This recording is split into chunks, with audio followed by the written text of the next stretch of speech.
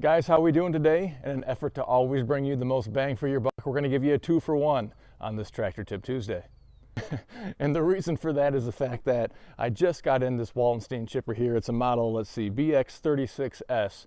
Put it on my 1025R. I'm getting prepped. I'm going to take it out into the woods, do some chipping, take out a little frustration and anger in the current state of affairs right now going on. But I went to go ahead and turn it on and hop off the tractor seat. Lo and behold, the tractor dies. And that's what it's supposed to do, right? It's protecting itself, it's protecting the operator. However, there is a procedure to engage that rear PTO while you are not on the tractor seat, on the operator station there.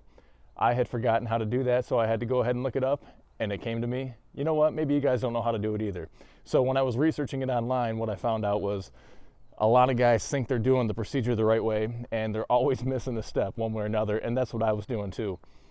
So let's go ahead and give you a little walk around on this Wallenstein chipper here. I am going to do another video of it in action as well. And then we'll go ahead and tell you how to get this thing to work, that rear PTO to work when you're not on the operator station. Here we go. Hey, really quick, if you guys haven't done so yet, if you like what you see here, hit that subscribe button below. Again, hit subscribe, join the family, and give me a thumbs up, give me a thumbs down, leave a comment as well. And be sure to check out goodworkstractors.com. I have a lot of tractors and attachments, can put together a package for you, help with delivery and financing too. A lot of the links in the description below, so make sure you check that out, get more information on this chipper there as well. Hey, and I know some of you guys are checking out this tooth bar right here too, so I'm gonna go ahead and give you a little overview on that here in just a minute as well. So my distributor got a hold of me and he said he thought he had a great product for me. He's sold a decent amount of these chippers and I just haven't had a whole lot of requests, but sometimes, if you're just not advertising it, you don't have the product there, folks just don't know about it. So I figured, what the heck, let's get one in, let's try it out, and let's see if there's a market for my customers. And on that note, my core customer base is subcompacts and compact tractors, and finding attachments, implements, attachments, whatever you might want to call them, that work with subcompact tractors, these smaller horsepower machines, smaller footprint, smaller hydraulic systems, all the above, that checks all the small boxes that you can find. It's tough to find that. And so this chipper right here requires as little as 12 engine horsepower to operate, all the way up to 30 horsepower. So it's perfect for all your BX series subcompacts, like your BX 1880s, and even back when they made the 15 horsepower, like the 1560s or whatever it might have been. And then of course your John Deere 1023s, 1025s, 1026s, all that kind of thing. Perfect for the 2025s as well, like the B2650, B2601, that kind of machine as well. General specs here, it is going to chop up to 3.5-inch diameter logs, timber, lumber, that kind of thing as well. Yeah, you can chip up scrap lumber with this thing. It says so right in the manual, along with all your branches and shrubs and that kind of thing. The manual is pretty thorough, gives you a lot of what to do, what not to do, how to do it, greasing, maintenance, operation, all that kind of stuff. So I make sure you check that out. Okay, so this chipper is just chock full of features right here. I'm going to try to make sure I hit all of them, at least the ones I remember. Again, check that description because I'll put a full list there. I'll just copy and paste it right from the website. That way it's complete and accurate that way. But first thing I want to tell you about this chipper here is that it is iMatch and Quick Hitch compatible, okay? So this right here is a WorkSaver Quick Hitch that I sell. That does include the bushings that I have put on here as well. But if you have an iMatch, if you have a Lampride, whatever those other brands of Quick Hitches are, it is Quick Hitch compatible, very easy, hooked right up the first time I tried it. Next thing I want to point out is the fact that it's available in a wide range of colors, including camouflage. So you can get it in green, get it in orange, red, blue, gray, black, and yellow. I think that's the other color as well. A lot of color options there. I can get these for you in a pretty quick turnaround time as well. I think right now it's typically 2 to 3 weeks. Don't hold me to that, but it's a pretty reasonable turnaround time. So if John Deere green just happens to not be your thing for some crazy reason, you can get that in another color as well.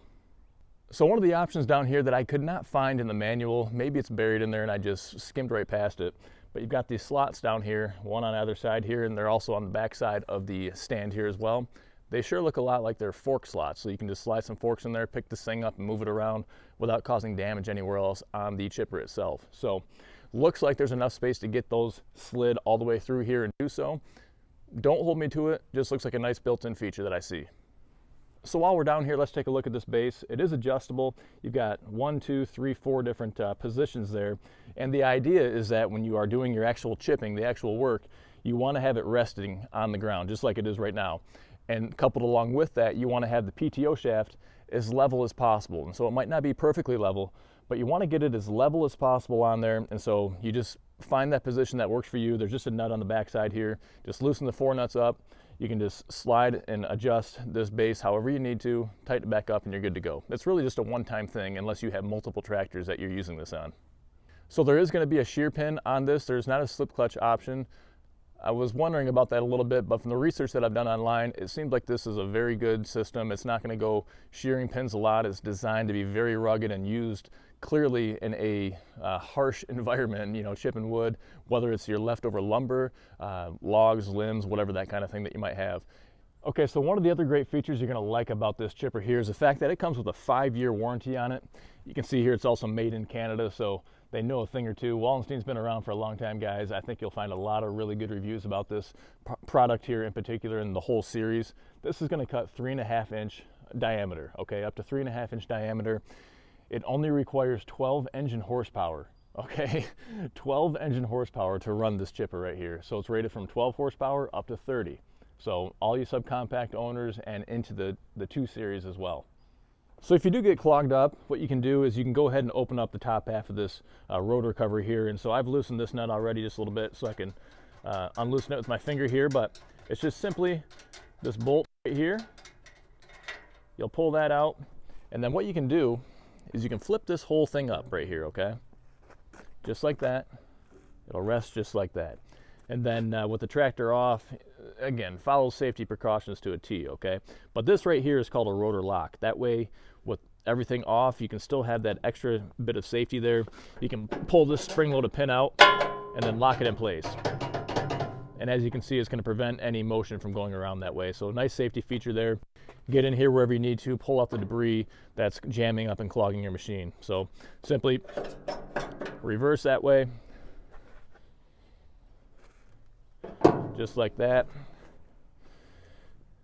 You know, reinsert, of course, and you're back in operation. Okay, a couple other features here involving the discharge chute here. So you have an adjustable deflector up top here. You can position that in multiple ways and then tighten it back down. Let's see, just like that right there. And you can also rotate the chute in a lot of different directions as well. So push it down, it's just a spring-loaded little handle there. Push it down however you want to, all the way around here. Shoot, cover up your tractor if you want, you know, out here and so on. You get the idea. Go ahead and steal the camera here and show you up close. There's 6 or 7 zerk fittings, grease fittings on this machine, and you're going to see most of them have a little sticker like this. And so it's just going to signify or let you know that it needs to be greased here. And then this is going to be the hours. So every 50 hours that it needs to be greased. See if we can find any other locations like that on here. Here's another one right there that you can see, okay? And then, of course, your drive shaft, you've got both ends, some U-joints on there that you got to grease as well. So that's part of the 6 or 7 points to grease on a regular basis. One other thing to pay attention to is this is going to be a pretty loud mechanism here. So make sure you're wearing your proper PPE, okay? The glasses, the hearing protection, all that kind of stuff. And again, the manual will tell all that. So safety first with this kind of thing, guys. Okay, so this bad boy right here is a heavy hitch tooth bar, and this thing is built like a tank, all right? And so you just take an Allen wrench, you've got, you know, the different, 7 positions up here. You just tighten it down. It's essentially going to clamp onto the bottom edge of the bucket. So what I like about that is the fact that when you don't want this thing on, it's super easy to take off. And so just an Allen wrench that you unscrew it, you know, there's no drilling through the sidewalls here, drilling through the bottom, anything like that to, you know, really tightly secure bolts, that kind of thing. This stays, I've used these things before, okay? This is a brand new one that I put on my 1025R now, but I've used these quite a few times and they work well. They stay in place. They don't get unsecure, you know? I mean, sure, you want to go back through and check it just like you would anything else periodically, you know, but awesome. They come in a lot of different sizes for the subcompacts, for the compacts, you know, 49, 53, 57, 61, you know, for Kubota as well. So go to Heavy Hitch. Link in the description below. What you get is 5% off. You get 5% off with code GWT right from Heavy Hitch. Okay, so every machine is going to be slightly different in how you operate it. Get that rear PTO to work when you're not sitting on the operator seat. So reference your manual, and I'm telling you, follow it to a T, because if you go posting on a forum, I did everything and it didn't work, More than likely, it's the operator error, okay? It was with my case here, even though I've done this on a lot of different machines, but it's not something that I do all the time, and so I just forgot the sequence. So here's a 2018 1025R. Let me show you what to do. So what I'm gonna go ahead and do here is push in the foot brake, set my parking brake. After that, I'm gonna make sure I move the hydrostatic range to the neutral position. Also need to make sure that your PTO right now is turned off in the off position. Make sure your PTO select handle is only in the 540 rear PTO, not in the mid and the rear, not obviously in the mid, only in the rear PTO. Go ahead and leave your throttle at idle. At this point, I'm going to go ahead and turn the machine on. At this point, all I'm going to do is go to my PTO knob, or in this case button, push it in, not just to the on position, but to the override position. So I'll push it in further. And if you heard that, it's operating now. You might be able to see part of the shaft spinning here. You can turn it off just by turning off the PTO, and you can turn it on again by turning on the override. So turn it on and then push into override. Okay, let's do this one more time here with a different perspective. And so again, we're gonna make sure that we are in neutral over here, not low, not high. We're gonna make sure we've set our parking brake. So got that foot brakes pressed in there, and the orange lever there is up. It is in park, all right? We've got it at low idle here, right down there. I'm gonna go ahead and turn the machine on. You can see nothing's spinning or anything back here, but I do have this resting on the ground like it's gonna be in the working position right now. We'll go ahead and turn this on, and then again, what I'm gonna do, this would be the on position, and you can see I can push it in a little bit further like that, okay? So it's gonna be off, on, and then I'm gonna go ahead and turn, not just like that, there, and you can see right there, the orange light's on now as well, and you can hear it. You can see that spinning down there.